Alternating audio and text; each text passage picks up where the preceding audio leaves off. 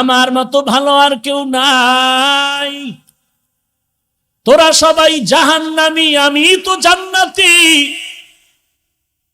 এতটুকু ভাবনা নিয়ে ভেতরে একটু অহংকার এসে গেল। এরপরে আল্লাহর ওলি সামন দিকে রওনা হয়ে গেলেন। শিবলি রহমাতুল্লাহ আলাইহি তার মুরিদ সাথে, জুনায়েদ বাগদাদির সাথে হাজারো মুরিদ।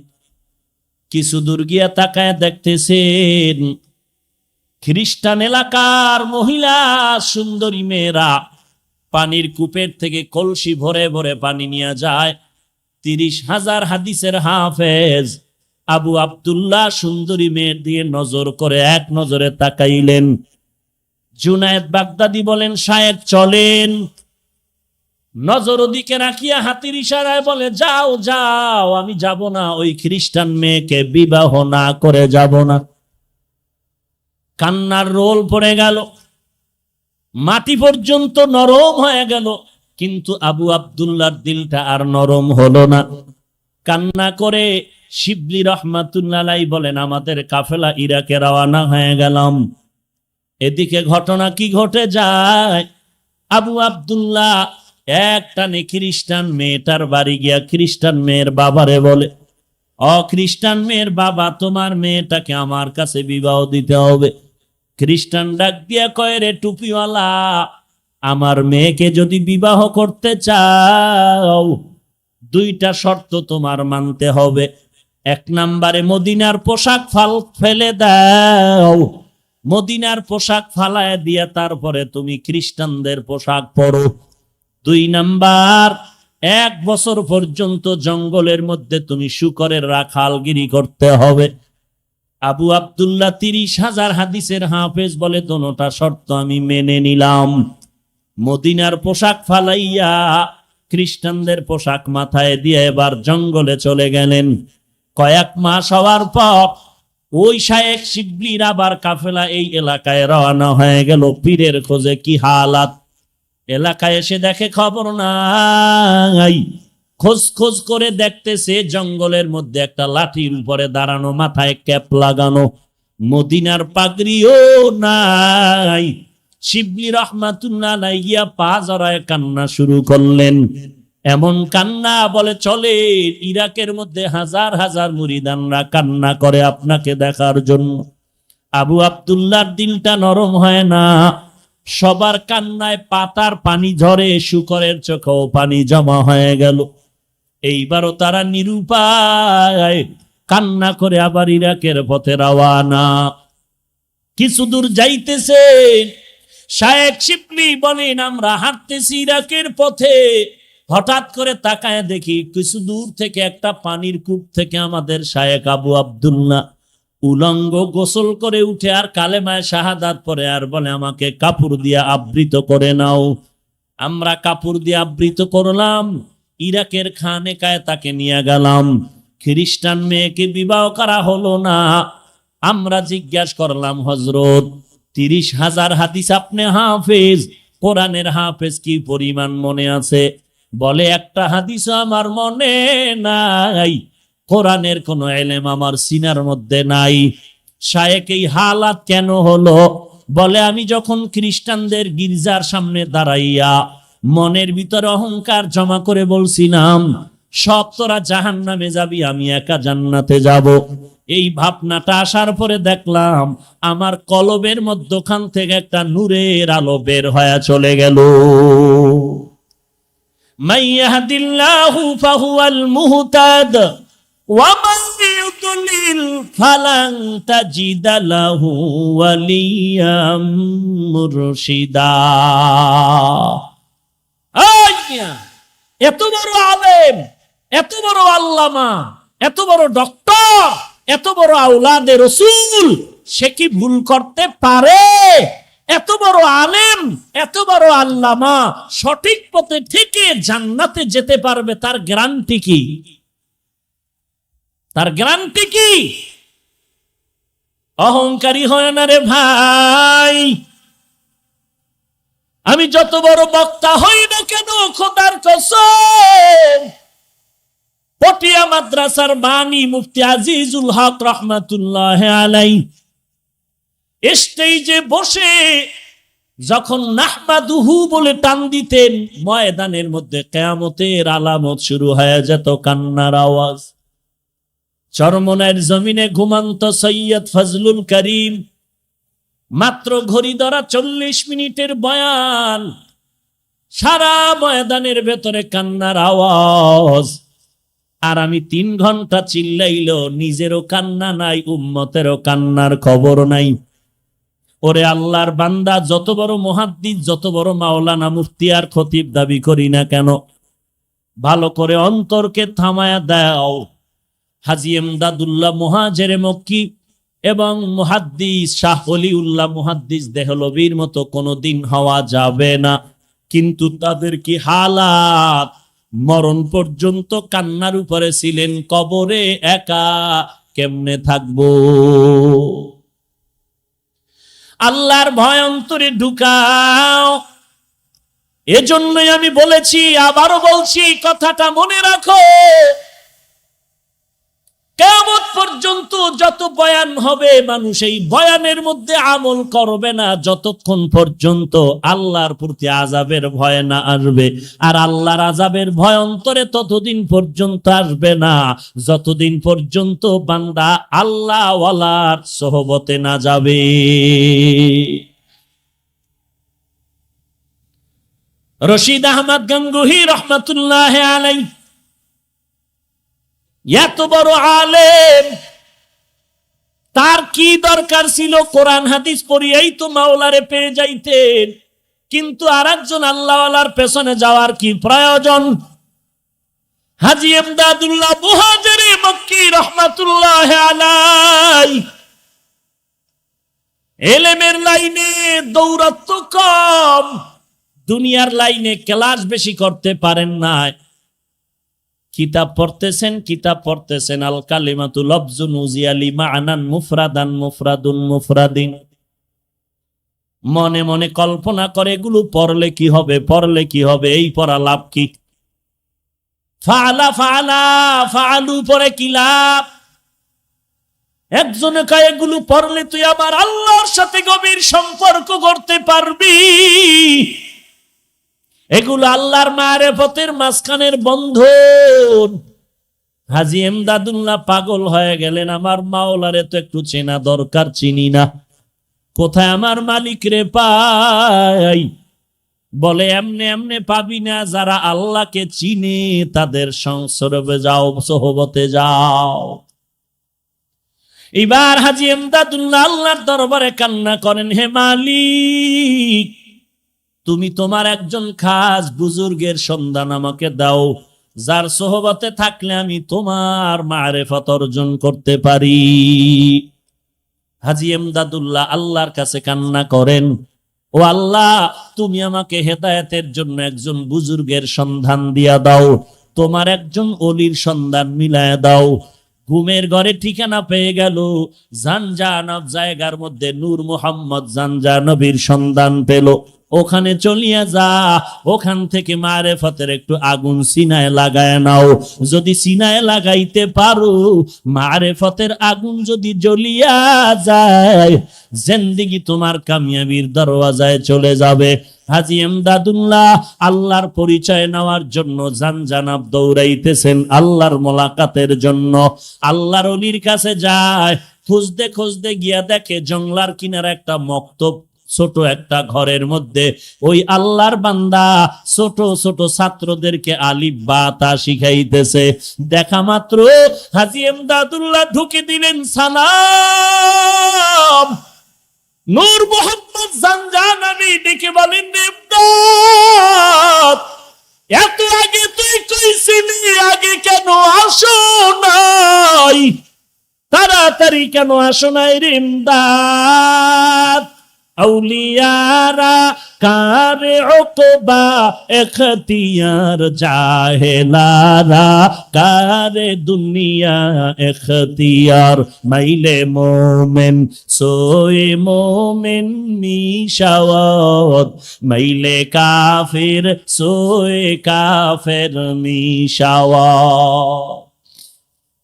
ভাইরা আমার, হাজী এমদাদুল্লাহ ওখানে বসলেন, কিন্তু মনে মনে একটি প্রশ্ন, আমি আল্লাহর কাছে দোয়া করলাম, আল্লাহ বড় বুজুর্গের সন্ধান দাও, কিন্তু যে পাইলাম মক্তবের হুজুর, চাইলাম বড় হুজুর, পাইলাম মক্তবের হুজুর। নূর মোহাম্মদ জানজানাবি ডেকে বলেন, এর এমদাদ, মনে মনে কি চিন্তা করো, নবীর হাদিস কি শোনো নাই? খায়রুকুম মান তাআল্লামাল কুরআন ওয়া আল্লামা। আল্লাহর নবী বলেন, জমিনের মধ্যে সর্বশ্রেষ্ঠ ওই ব্যক্তি যে নিজে কোরআন শিখে এবং অন্যদেরও কোরআন শিখায়। মক্তবের হুজুর মনে করিয়া ছোট বানাইও না, বরং নবীর হাদিস মতে নি হলো বড় শ্রেষ্ঠ। এলমেরা এজাজু করদান বেহিসাব, খলকেরা দাদান জওয়াবে বাসওয়াব। এবার এমদাদুল্লাহ বসে আছেন, কিছুদিন ওখানে রাখলেন আর বললেন, যাও নিজের এলাকায় গিয়া তোমার ক্লাসের পড়া শেষ পর্যন্ত শেষ করো, তারপরে আসো। হাজী এমদাদুল্লাহ এবার আল্লাহর ওলির পরামর্শ নিয়ে আবার বাড়িতে চলে আসলেন। আসার পরে বাকি কিতাবাদিগুলো ক্লাস ওয়ারি শেষ করবেন, কিন্তু ভাগ্যের নির্মম পরিহাস, ক্লাসের মধ্যে ঢুকেন, ক্লাসে ঢুকার পর যে কোনো কিতাব উল্টাইতেছে, দেখে একটা পৃষ্ঠার মধ্যে কালো কোনো অক্ষর নাই, সব পৃষ্ঠা সাদা। এইটা বাদ দিয়ে আর এক কিতাব খুলে, এটা বাদ দিয়ে আর একটা কিতাব খুলে দেখে এটায় কোনো লেখা নাই, এগুলো সাদা। এইভাবে করতে করতে দেখে একটা সবকও নাই, লেখা নাই, সব সাদা সাদা সাদা। আবার চলে গেলেন শায়েখের দরবারে, ডাক দিয়া বলেন, নূর মোহাম্মদ এর এমদাদ আবার আসলি কেন? লেখাপড়া কি শেষ হয়ে গেল? বলে, না না। বলে, শেষ করো নাই কেন? বলে, আমি যত পড়ার জন্য চেষ্টা করি, যত পৃষ্ঠা উল্টাইতেছিলাম, দেখি সাদা কোনো লেখা দেখা যায় না। নূর মোহাম্মদ জানজানাবি ডেকে বলে, বাবা আর লাগবে না, দিলের তামান্না তোমার এমন হয়ে গেল, সোহবতে থাকতে থাকো, আল্লাহ যদি কবুল করে, যেই লেখাপড়া করে তুমি এলেম পৃষ্ঠা থেকে অর্জন করবা, আমার আল্লাহ যদি খুশি হয়, ওই এলেম তোমাকে এক মুহূর্তে সিনায় জমা করে দিবেন। या इलाही मुझसे मुझको दूर कर, ताके देखो मुझ में तुझको एक नजर।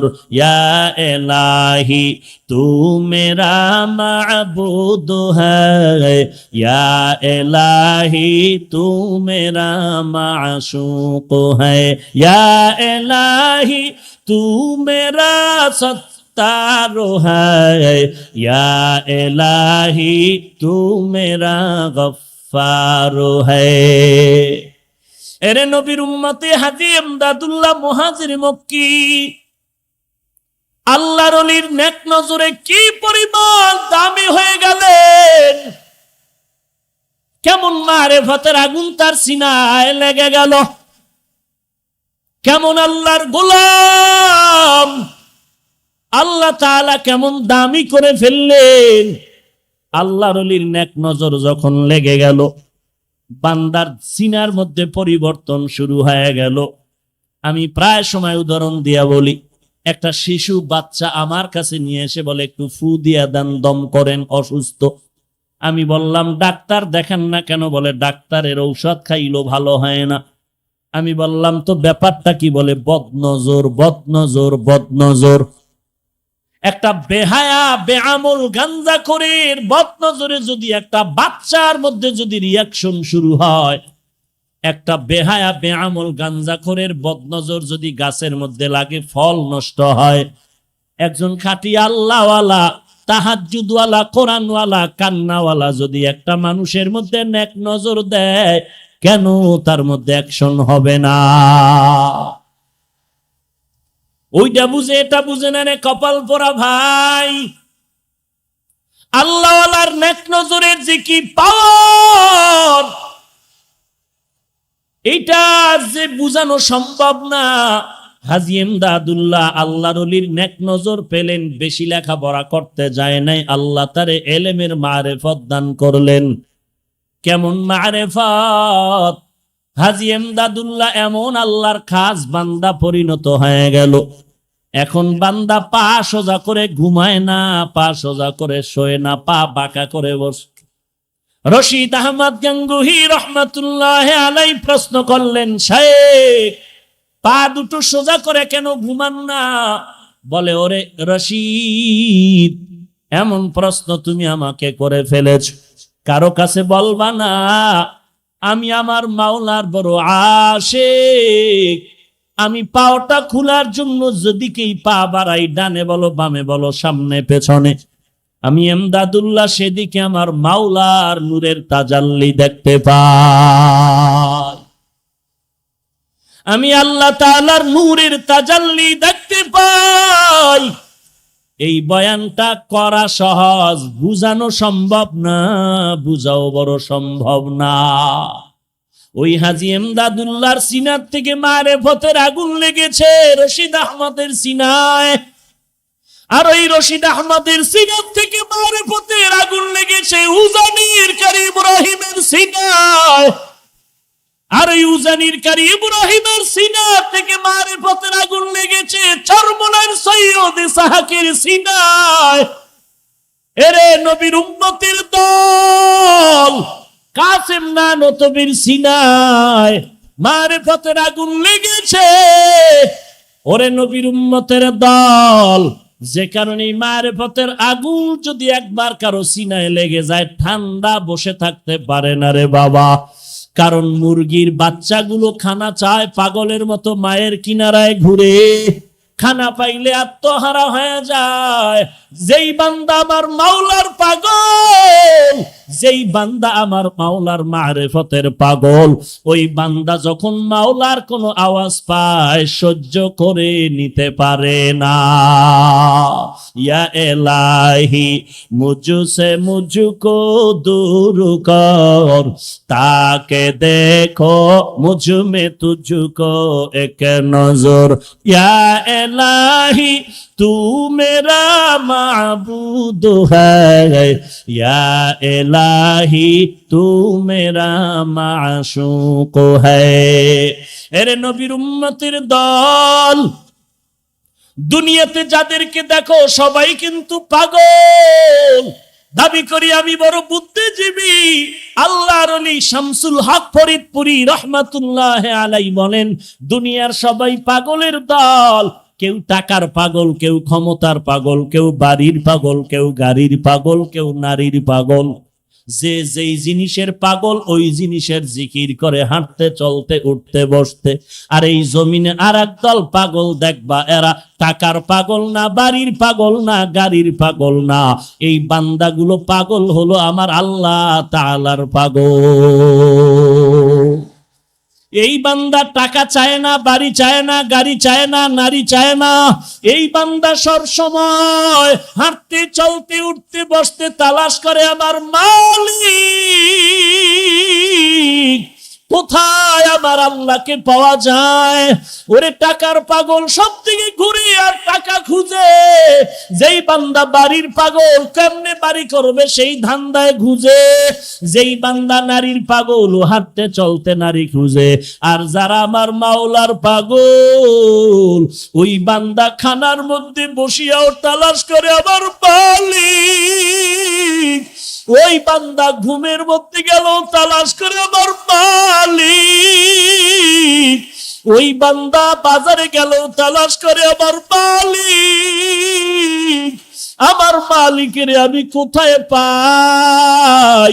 ও দয়ার মালিক। এই ক্যামেরা, সরা সরা, এই ক্যামেরা ঘুরা ঘুরা। এরে নবীর উম্মতের দল, আল্লাহ রাব্বুল আলামিনের পাগল হয়ে কবরে যাও। সবাই পাগল, সবাই পাগল, কেউ টাকার পাগল, বাড়ির পাগল, গাড়ির পাগল। ওরে মাদকদের মুসলমান পায়ে হাত রেখে বলে যাই, টাকার পাগল হইও না, বাড়ির পাগল হইও না, গাড়ির পাগল হইও না।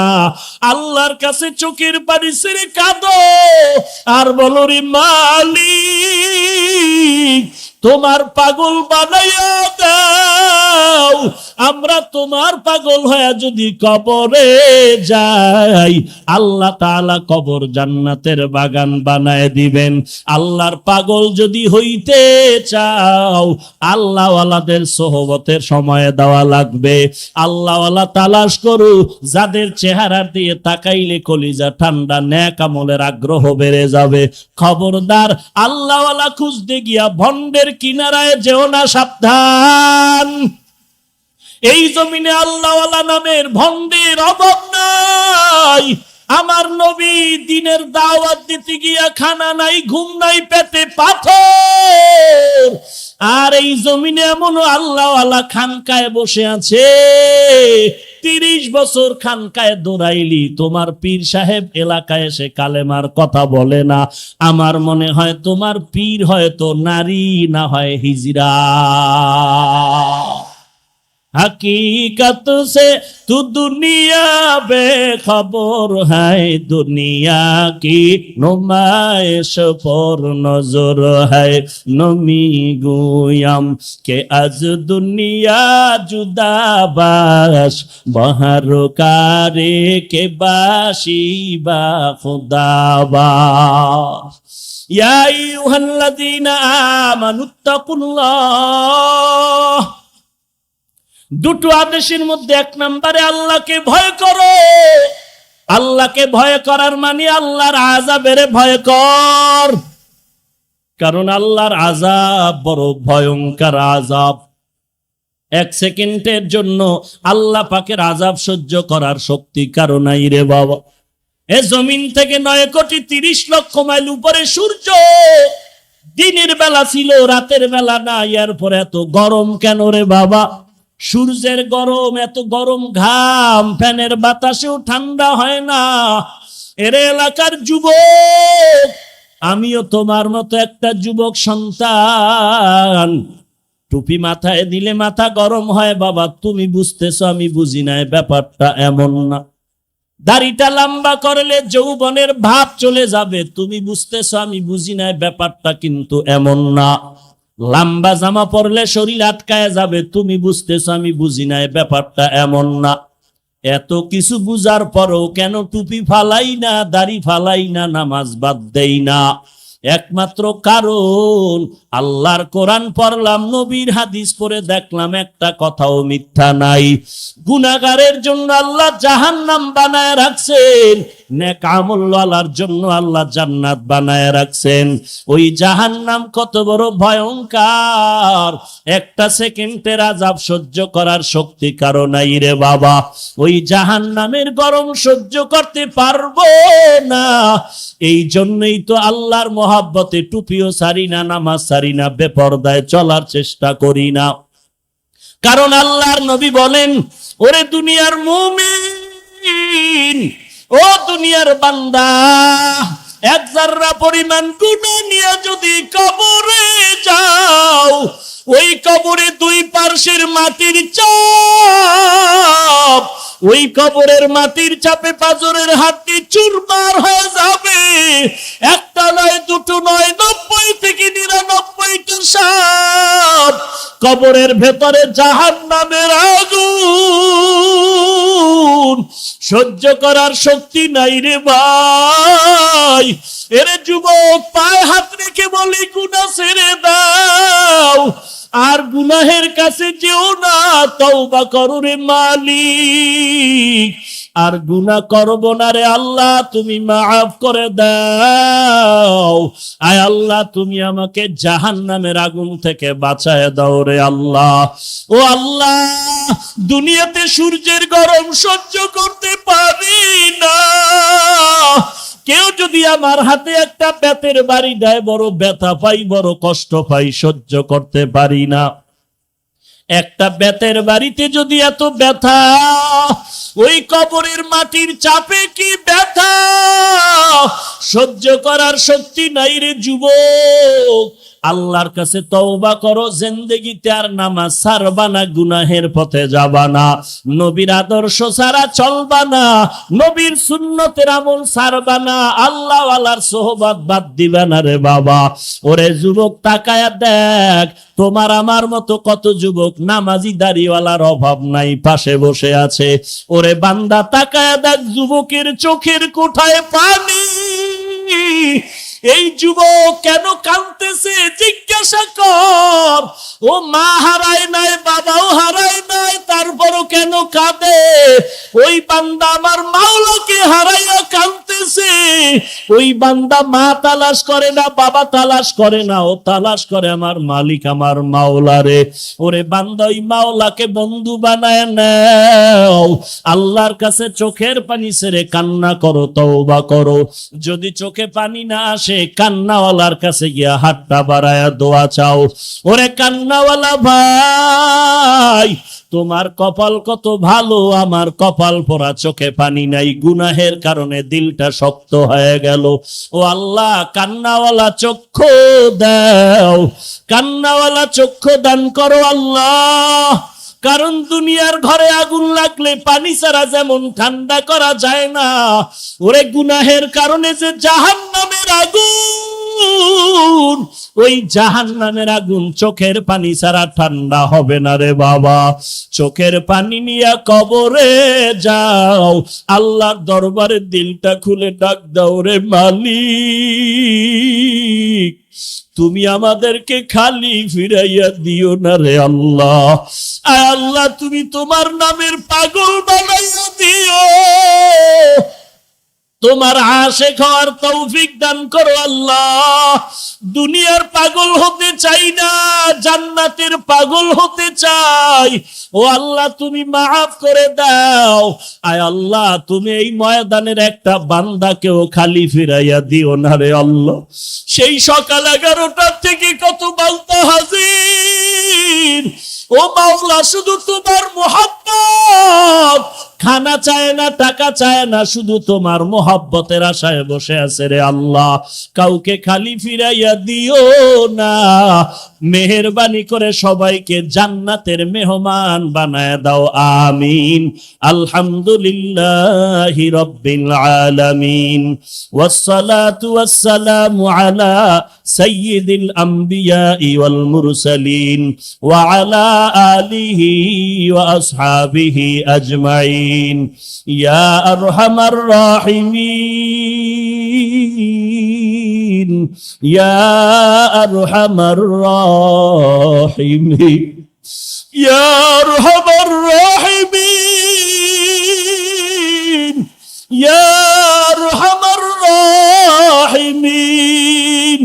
আয় আল্লাহ, মাদবদের জমিনে তাকায় দেখেন, কত উলামায়ে কেরামরা হাজির, কত সাদা দাড়িওয়ালা হাজী সাহেবরা হাজির, কত ব্যবসায়ী, কত চাকরিজীবীরা হাজির। আয় আল্লাহ, কত যুব। আলহামদুলিল্লাহি রাব্বিল আলামিন, আর রহমানির রহিম, মালিকি ইয়াউমিদ্দিন। ও আল্লাহ, আপনারই গুণগান গাইলাম, আপনি দোনো জাহানের পালন কর্তা রব, আপনি বড় রহমান, আপনি বড় রহিম, আপনি প্রতিদান দিবসের মালিক। এত গুণগান গাওয়ার পর এরপরে বান্দা তুমি আমাকে বলো, ইয়্যাকা না'বুদু ওয়া ইয়্যাকা নাস্তাঈন। ও আল্লাহ, আমি আপনারই ইবাদত করি, কোন ভগবানের ইবাদত করি না, খ্রিস্টদের ইবাদত করি না, গৌতম বুদ্ধের ইবাদত করি না, ওজায়েরের গোলামি করি না, পাথরের গোলামি করি না, বটগাছের পূজা করি না। ও আল্লাহ, আমি ইবাদত বা গোলামি করি একমাত্র তোমারই। সাহায্য তোমার কাছেই চাই, গ্রামীণ ব্যাংকে না। সুদের দরওয়াজায় না, তোমার কাছেই চাই, তবে এমন একটা সাহায্য চাই, আল্লাহ কয় এক কথায় বলবি, যেই কথার দ্বারা সব পেয়ে যাবি। বাদশার সাথে রাস্তার গরিবের সাক্ষাৎ, গরিব বলে আমাকে কিছু দিবেন? বাদশার মায়া লাগছে, কয় এমন চাওয়া চাবি, টাইম কম, এক কথায় চাবি, একবার, দ্বিতীয়বার না। গরিব বুদ্ধি করে কয়, যেহেতু আমার দুইবার চাওয়ার কায়দা নাই এবং বেশি কথাও বলা যাবে না, একবার এক কথা, তো বুদ্ধি করে বলে আমার মনে চায় আমি মেজ বউয়ের হাতে স্বর্ণের প্লেটে বিরিয়ানি খাবো।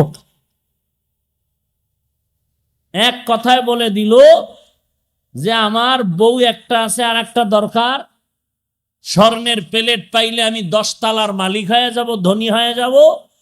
বিরিয়ানি খাওয়ার মানে আমার আর নিম্ন শ্রেণীর খানা খেতে হবে না, ভিআইপি খানা খাবো। আল্লাহ বলেন এমন একটা শব্দ দিয়ে সাহায্য চাও, যেই সাহায্যের মাধ্যমে তোমার সব দিক পরিপূর্ণ হয়ে যাবে, তার নাম হেদায়াত। ইহদিনাস সিরাতাল মুস্তাকিম। আয় আল্লাহ, আপনার কাছে হেদায়াত চাই জান্নাতে যাওয়ার। কেমন হেদায়াত? আল্লাহ শিখায় দেন, সিরাতাল্লাযীনা আন'আমতা আলাইহিম। ও আল্লাহ, তাদের পথ, যাদেরকে আপনি ওই পথের নেয়ামত দান করেছেন। তারা কারা? আল্লাহ তাআলা অন্য আয়াতে বলেন তারা 4 দল। 1 নম্বরে নবীগণ, মা'আন নাবিয়্যিন ওয়াস সিদ্দীকিন ওয়াশ শুহাদাই ওয়াস সালিহিন।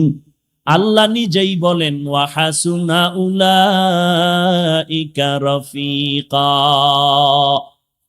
এই 4 দল বন্ধু তোমাদের যে কত সুন্দর বন্ধু, এদেরকে নিয়ে চলো।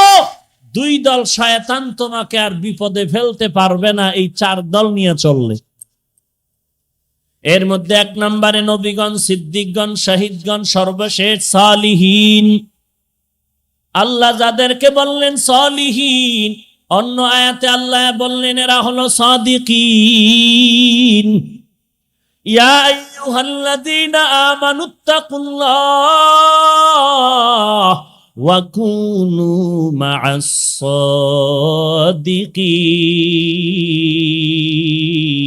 সাদিকিন।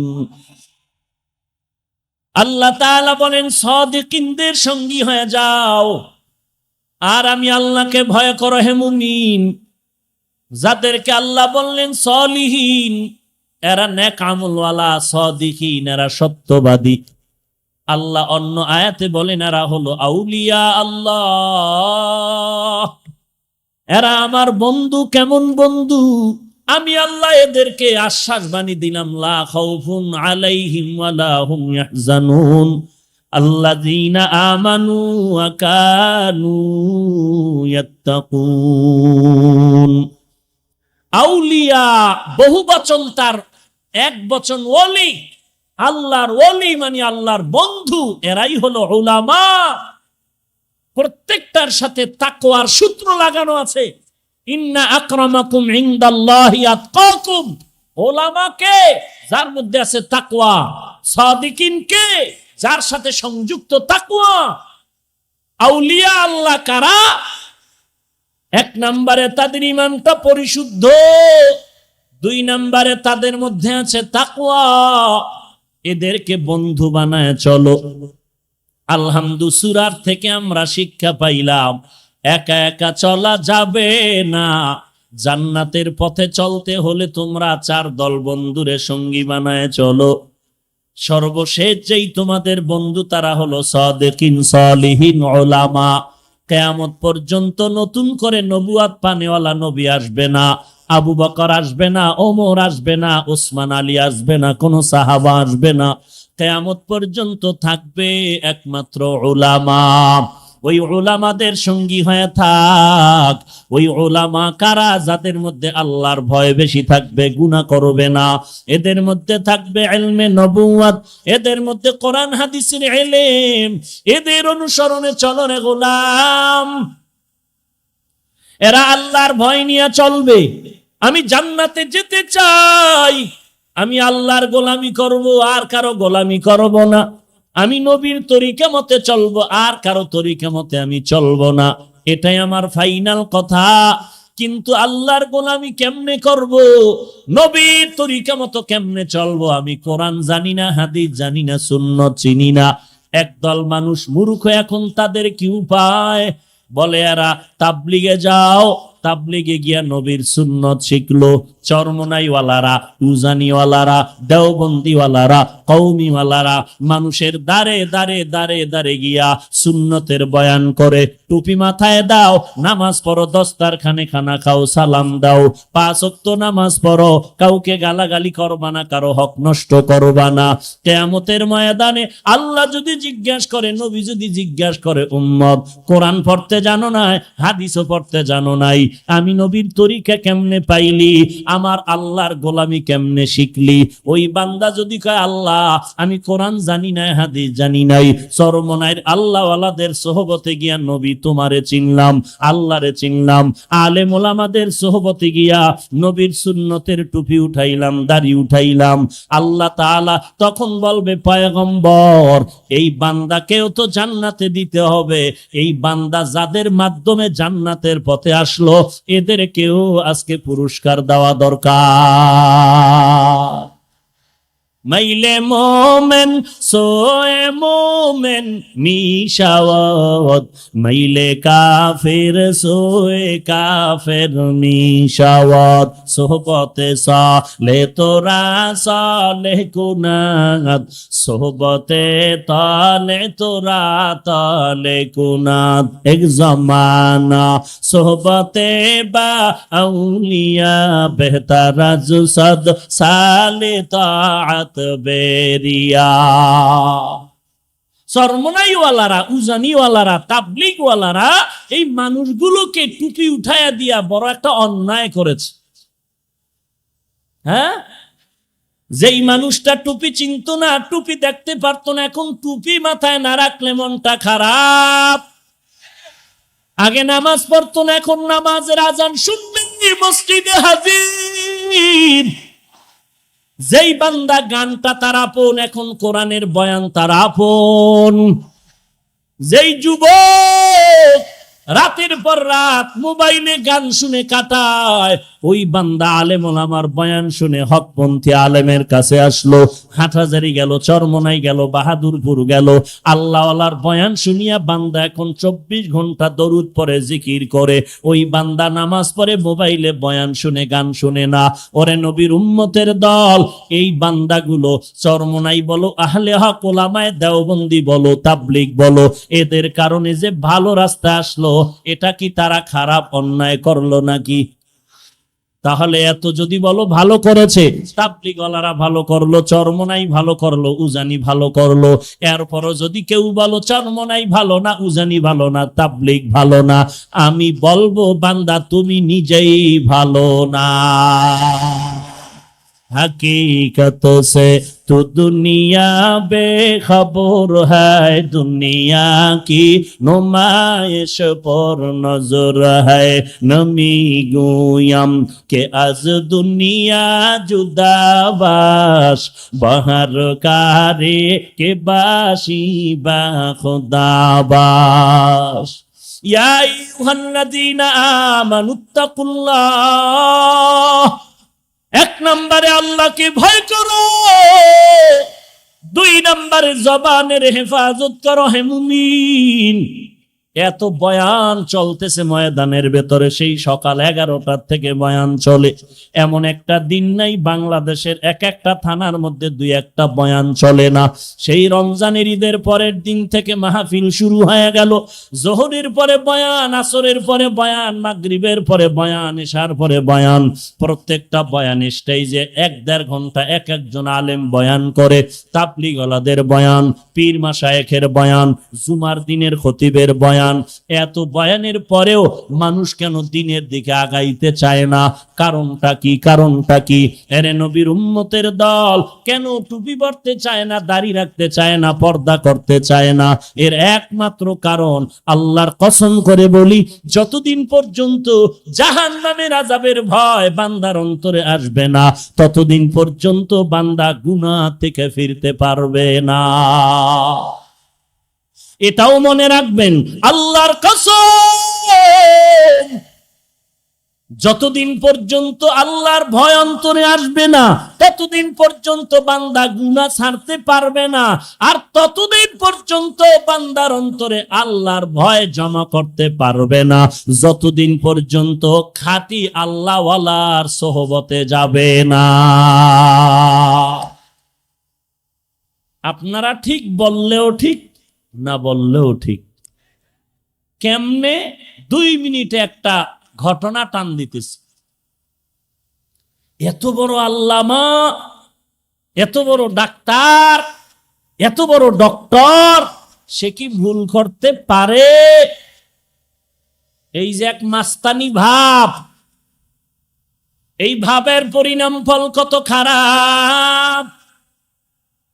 ইরাকের জমিনের ওলি কামেল শায়েখ আবু আব্দুল্লাহ আন্দলুসি রহমাতুল্লাহ আলাইহি, যিনি এত বড় একজন বুজুর্গ, শুধু দুনিয়ার লাইনে না, একদিকে যেমন কোরআনের হাফেজ, অপরদিকে তার হাদিসের সংখ্যা মুখস্থ 30,000। সুবহানাল্লাহ। না, মুসলমানের আওয়াজ বাতিল ভণ্ডদের জন্য একটি আতঙ্ক।